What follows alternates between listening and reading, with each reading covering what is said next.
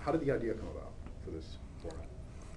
Well, for 35 years I've been traveling around the USA doing what we poor musicians have to do, which is to go and ingratiate ourselves with TV and radio people in order that we can promote and publicize our records and our concert tours. So 35 years of dropping into the local radio station and singing for our supper, having to go on air and chat with a local radio personality, as they're called these days. Used to be DJs, of course. And maybe take calls from listeners and pick up a guitar and strum a tune or two. That has been quite standard, really, for a long time. And everybody has to do it. So, it doesn't matter who you are. If you're Sting, you still have to do that stuff, So it's just part of the job. And it was a real job, a real chore for me. I didn't take naturally to that medium. And my first experiences of radio were actually quite frightening, going into WNEW in New York and being interviewed by Scott Mooney, who was a fairly terrifying character.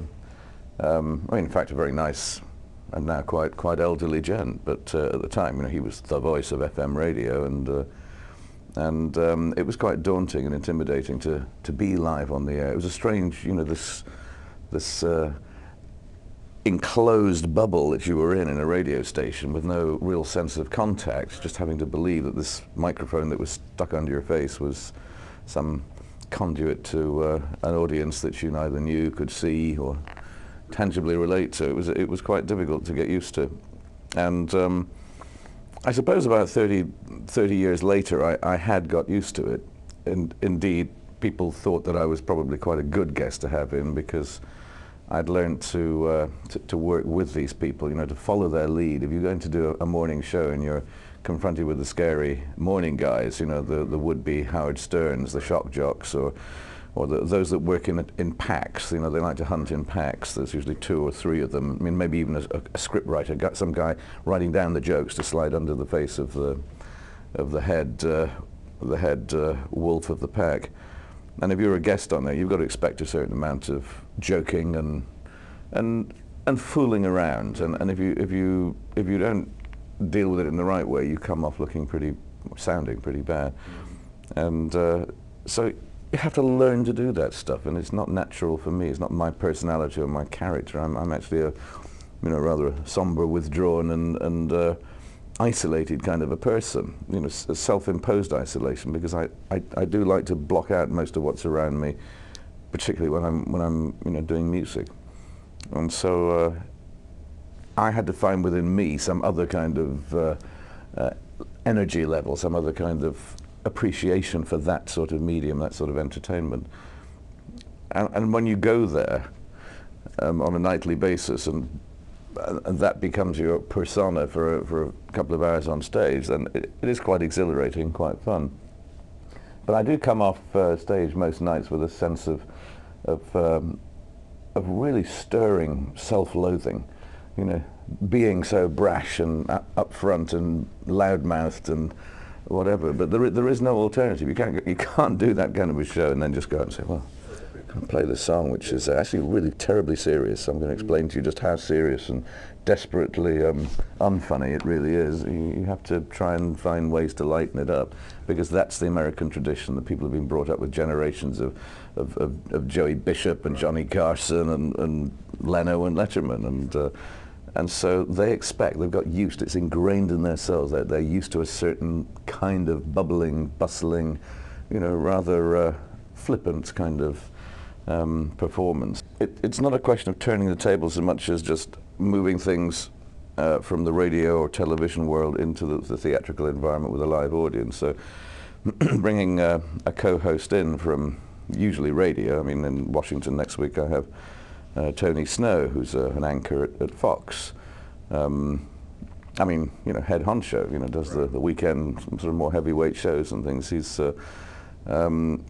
co-host there, and I would expect, because of his reputation and what he knows of me, that particular show will probably go a little further into the world of politics or world affairs. It's not just going to be dwelling on past records or just the musical side of things. You allow a lot of spontaneity in this show, this particular format. Have any of the questions from the audience been very surprising?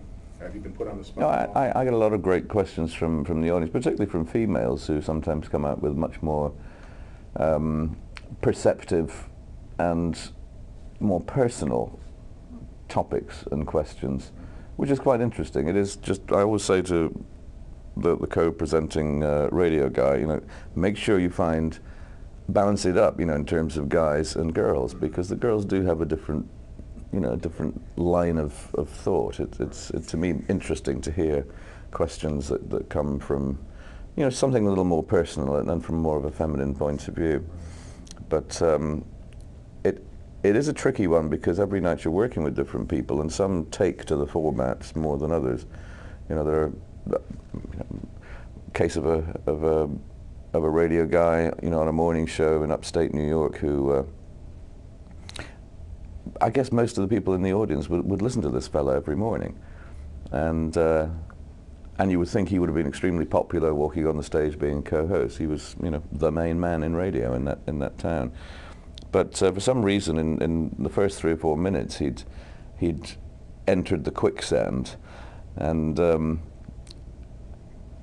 after half an hour, I was spending most of my energies trying to dig him out of it because the audience had become quite hostile to him because of the way he talked, the way he presented himself. He tried to do his show on my show, and it wasn't working. And then he kind of picked on some guys in the band a little bit, and the audience really started to get nasty.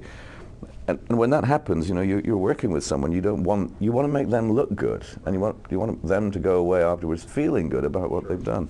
And for the most part they do, but some do take to it more than others. Some get very, very nervous and either get really hyper, or once in a while you get the ones who are just so intimidated they just don't know what to say.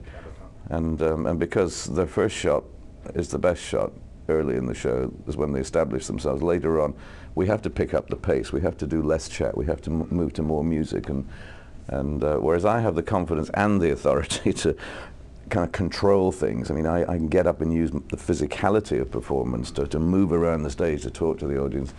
It's difficult for someone who's pinned in a seat and doesn't have the physical expression. And obviously we can't have all of us wandering around doing grand Shakespearean gestures, but it's easier for me, I guess, and after all, it is my show, so I get away with it.